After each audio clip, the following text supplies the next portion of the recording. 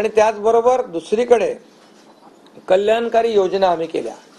कल्याणकारी योजनेमध्ये लाडकी बहीण, मुख्यमंत्री लाडकी बहीण योजना, त्यानंतर मग लाडका भाऊ केला आम्ही, युवा प्रशिक्षण योजना केली, 3 गॅस सिलेंडर दिले, त्यानंतर युवा वयोश्री योजना केली, शेतकऱ्यांची आम्ही योजना केली, शेतकऱ्यांना वीज बिल माफ केलं, शेतकऱ्यांचं जे किती 7.5 HP 3, 5, 7.5 हा 3, 5, 7.5 आणि त्या पंपाचं वीज बिल माफ केलं. शेतकऱ्यांना आम्ही 2.5 वर्षामध्ये 2.25 वर्षामध्ये आतापर्यंतच्या इतिहासामध्ये जेवढा मोबदला दिला नव्हता 15,000 कोटी रुपये तो दिला. त्यांच्या योजनांसाठी 45,000 कोटी रुपये.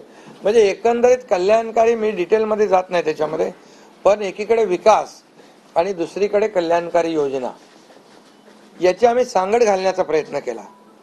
आणि नेमकं यामध्ये आमचा उद्देश एवढाच होता की या राज्याला पुढे न्यायचं, या राज्याचा सर्वांगीण विकास करायचा, या राज्यातल्या प्रत्येक घटकाला काही ना काही राज्य सरकारच्या माध्यमातून आधार मिळाला पाहिजे. आणि मग आम्ही सर्वसामान्यांचं सरकार म्हणायचो. मग सर्वसामान्यांचं सरकार म्हणताना सर्वसामान्याला काय मिळालं याचा विचार आम्ही केला.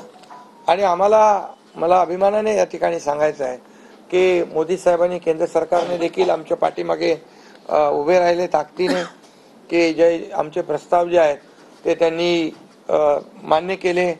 आणि मोठ्या प्रमाणावर गेल्या 10 वर्षामध्ये जे केंद्राने देखील या राज्याला 10 वर्ष तर जाऊ द्या, पण 2-2.5 वर्षामध्ये देखील आम्हाला लाखो कोटी रुपयांचं सहकार्य केलं. त्यामुळे एक डबल इंजिनचं सरकार देखील या राज्यामध्ये, वेगवान सरकार, गतिमान सरकार, निर्णय घ्यायला धडाधड निर्णय घेतले आम्ही. त्यामुळे 2.5 वर्षात सिंचन प्रकल्प 4 त्यांनी केले महाविकास आघाडीने, आम्ही होतो तिकडे. आणि आता आमच्या सुप्रमा 124 सुप्रमा दिल्या. म्हणजे एक फक्त उदाहरण की अशा प्रकारचं काम आम्ही केल्यामुळे या राज्यातल्या जनतेने, सर्वसामान्य माणूस आम्ही केंद्रबिंदू मानला. म्हणजे त्याच्यामध्ये महिला आहेत, गरीब आहे, युवक आहे, शेतकरी आहे, यांना आम्ही केंद्रबिंदू मानून काम केलं आणि त्यांच्यासाठी आम्ही योजना केल्या.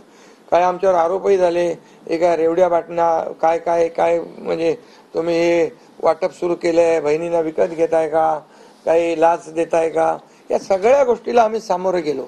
कोर्टामध्ये काही लोक गेले ही योजना बंद करण्यासाठी.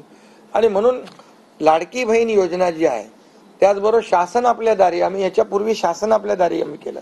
डायरेक्ट तेव्हाही योजना होत्या, पूर्वी लाभही होते, सगळं होतं, परंतु लोक कंटाळून ते योजनांचा लाभ घेण्यापासून वंचित राहत होते. आम्ही 5 कोटी लोकांना त्याचा लाभ दिला, शासन आपल्या दारी. आणि आपल्या लाडकी बहीण योजना, यामुळे एकंदरीत लोकांनी विश्वास ठेवला की हे देणारं सरकार आहे, हे फक्त बोलणारं सरकार नाही आहे. आणि म्हणून देणारं सरकार आहे याच्यावर विश्वास ठेवला. आणि कल्याणकारी योजना ज्या केल्या आम्ही फक्त बोललो नाही, तर 5 इन्स्टॉलमेंट लाडक्या बहिणींच्या खात्यात टाकले सुद्धा. आणि आम्हाला माहित होतं हे विरोधक सावत्र भाऊ आमच्या या नोव्हेंबरच्या पैशामध्ये आडकाठी आणतील, म्हणून आम्ही ऑक्टोबरमध्येच आचारसंहिता लागायच्या अगोदर नोव्हेंबरचे पण पैसे दिले. कारण शेवटी आम्ही देण्याची नियत आमची आहे, नियत साफ आहे. कारण आम्ही फक्त कागदावर योजना ठेवायच्यासाठी केलं नाही. आणि त्यामुळे एकंदरीत या राज्यामध्ये सर्वसामान्यांचं सरकार सर्वसामान्यांसाठी काहीतरी करतंय ही भावना प्रत्येकाच्या मनामध्ये निर्माण झाली. आणि